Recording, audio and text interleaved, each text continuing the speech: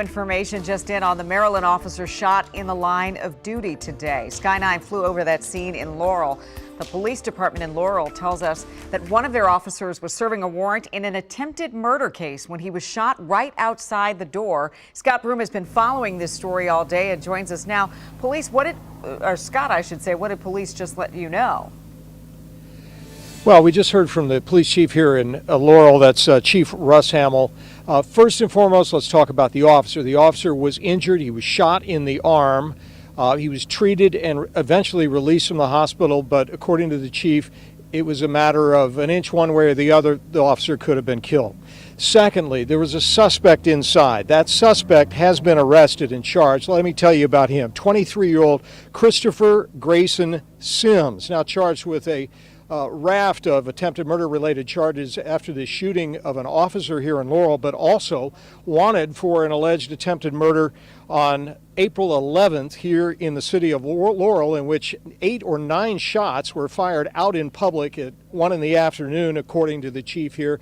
They considered this suspect very, very dangerous, which is why they went to the residence with warrants at 6:05 before dawn with a team of tactical officers called the Emergency Response Team.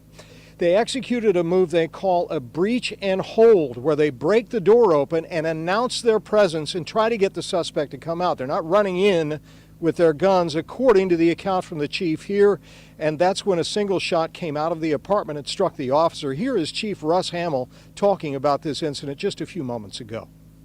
But that officer heroically maintained his position after being shot, protecting the community and his teammates.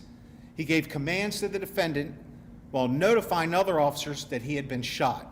He then continued to give commands to the defendant to also help maintain his safety, while again notifying his teammates that he had actually been shot. He was then advised by team leaders to move out of his position, while another ERT officer selflessly moved into that position, knowing that an officer had just been shot at that same spot. So Chief Hamill went on to say that the officers demonstrated discipline by not firing back. There were no shots fired by police back. Instead, he said they used de-escalation techniques, held their ground, calmed things down, and talked the suspect out. That's the account from the Laurel police this afternoon. Thankfully, again, an officer only injured. The chief relieved he wasn't standing here telling us about an officer who was killed. Reporting live in Laurel, Scott Broom, WUSA 9. It's a reminder of the dangers of the job for sure. Thank you, Scott.